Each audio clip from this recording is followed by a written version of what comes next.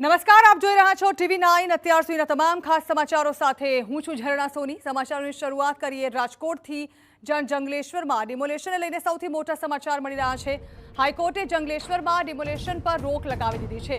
High court દ્વારા કલમ 202 સામે વચગાળાનો સ્ટે આપવામાં આવ્યો છે। જંગલેશ્વરમાં 3 મહિના સુધી નહીં થાય ડિમોલેશન। હાઈકોર્ટે નોટિસ રદ કરતા 1358 પરિવારોને 3 મહિનાની રાહત મળી છે। હાઈકોર્ટે જીઆરટીની અપીલ પર નિર્ણય કરવા માટે આદેશ આપ્યો છે। જીઆરટીની અપીલ પર 3 મહિનામાં નિર્ણય કરવા માટે હાઈકોર્ટે આદેશ આપ્યો છે। અરજદારોને રિહેબિલિટેશન માટે પણ કન્સિડર કરવા માટે કોર્ટે નિર્દેશ કર્યા છે।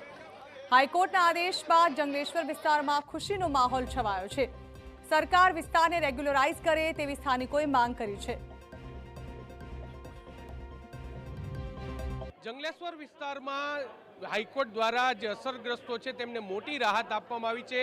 3 મહિનાનો સ્ટે છે તે આપી દેવામાં આવ્યો છે, જેને લઈને લોકોમાં એક ખુશીની લાગણી છે તે જોવા મળી રહી છે, કારણ કે હાઈકોર્ટ દ્વારા જે તેમને સાંભળવામાં આવ્યા છે। આપણે જંગલેશ્વરના લોકો છે તેની સાથે ખુશી પહેલા તો મીડિયા વાળાને ધન્યવાદ, બહુ સાથ સહારો તમે અમને દીધો છે। તમારું ભગવાન સારું કરે।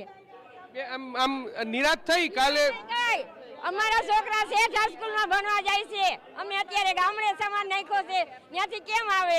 અમે એક ઘરમાં 15 જણા છે, 4 રૂમ મારે ભાડે જોઈએ। અત્યારે એક રૂમ ના 1500 કહે છે ને, એ કાગળિયા ખરીદ્યો તો બહુ ખૂબ આભાર કર્યો મારા જંગલેશ્વરના નાના મોટા આનંદ મંગલમાં છે, જેને આ ટાઈમ આપ્યો ને એને ખમા કરે ભગવાન, બધી એની આયે પણ એટલે ખુશી છે તે લોકોમાં જોવા છે। બેન, આવતીકાલે જો હાઈકોર્ટે રાહત ન આપી તો આવતીકાલે ડિમોલેશન થાય તેવી શક્યતા હતી, હવે હાઈકોર્ટે રાહત આપી છે, કેટલી ખુશી છે?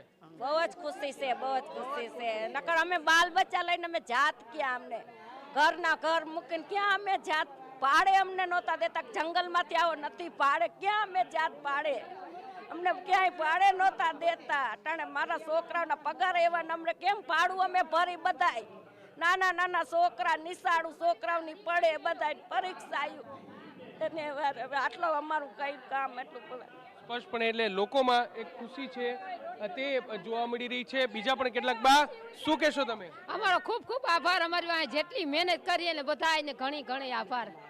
બધાને સુખી રાખે અને બધાને આવવાના શાંતિ રાખે।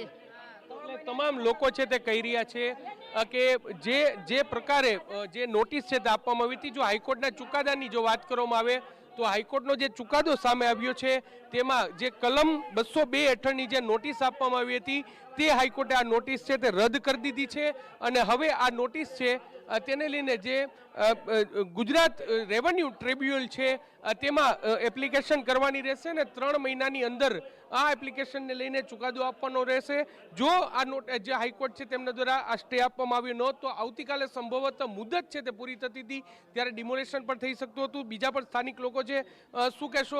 જે પ્રકારે રાહતના સમાચાર કહી શકાય એમ કહેવાય કે જ્યારે 202ની નોટિસ, ડિમોલેશનની નોટિસ જંગલેશ્વર વિસ્તારને આપવામાં આવે છે અને એમ કહેવામાં આવે છે કે 7 દિવસમાં તમારે તમારા જે 60-70 વર્ષથી તમારા જે વસવાટના મકાન છે એ ખાલી કરી દેવામાં આવે અને તંત્ર ડિમોલિશન કરશે।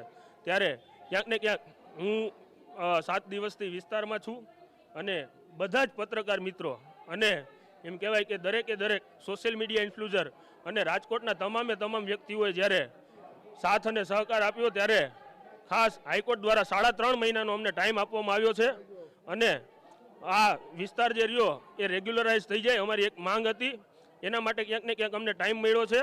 તો ખરેખર એક દિવાળી જેવો, એક તહેવાર જેવો માહોલ આ અત્યારે જ્યારે આ બધા હવે 3.5 મહિનાનો ટાઈમ તો આપ્યો છે, હવે તમારી માંગ શું છે સરકાર પાસે? અમારી એક જ સરકાર પાસે 2 હાથ જોડી અને વિનંતી છે કે અહીંયા 40,000 થી 50,000 લોકો 60 કે 70 વર્ષથી વસવાટ કરે છે, એ લોકોને તમામને જંત્રી ભરી અને આ વિસ્તાર રેગ્યુલરાઇઝ કરી દેવામાં આવે, એ જ અમારી માંગણી છે અને ખાસ અમારો રાજીપો વ્યક્ત કરીએ છીએ। તમે શું કહેશો? હું રાજકોટ જંગલેશ્વર વિસ્તારના રહેવાસી છું અને મીડિયાના માધ્યમ દ્વારા માંગ શું છે હવે તમારી? મીડિયાના માધ્યમ દ્વારા રાજકોટના ભાજપના કોંગ્રેસના કોઈ પણ સભ્યને અમારા જંગલેશ્વર વિસ્તારના કોઈ ભાઈઓએ ઉકળતા પેટે ઉપાધિમાં આર્થિક પરિસ્થિતિમાં જો કોઈથી કાંઈ કહેવાઈ ગયું હોય તો મહાનુભાવો આગેવાનો જંગલેશ્વર વિસ્તારના તમામ 18 વર્ણોને ક્ષમા યાચના આપશો. પણ એટલે લોકો છે તે કહી રહ્યા છે કે જ્યારે એક પ્રકારનો રોષ હતો, એક પ્રકારની ચિંતા હતી અને આ ચિંતા હાલ પૂરતી જે રીતે હાઈકોર્ટે જે વચગાળાની રાહત આપી છે તેને કારણે જરૂરથી ક્યાંક જેમને રાહત છે તે મળી છે અને હવે જે તમામ સ્થાનિક રહીશો છે તે માંગ કરી રહ્યા છે કે આ વિસ્તાર છે તે વિસ્તારને હાલમાં જે સરકારી જંત્રી ભરી અને રેગ્યુલરાઇઝ કરવામાં આવે તેવી પણ માંગ છે તે કરવામાં આવી છે. લોકોમાં એક પ્રકારનો ઉત્સાહ છે તે અત્યારે જરૂર જોવા મળી રહ્યો છે. કેમેરા પર્સન ભાવેશ લશ્કરી સાથે મોહિત ભટ્ટ, TV9 રાજકોટ. તો આખરે જંગલેશ્વરના રહીશોને હાલ હાઈકોર્ટે સ્ટે ફરમાવ્યા બાદ એક રાહતના સમાચાર મળ્યા છે. તેઓ ખૂબ જ ચિંતાગ્રસ્ત હતા. છેલ્લા કેટલાય દિવસથી તેઓ વિરોધ કરી રહ્યા હતા.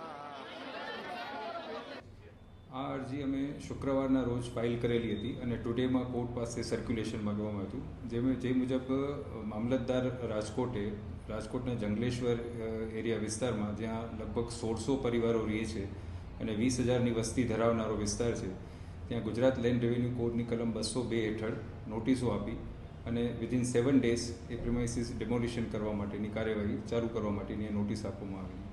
એ નોટિસ ચેલેન્જ કરતી અમે આ પિટિશન દાખલ કરેલ હતી.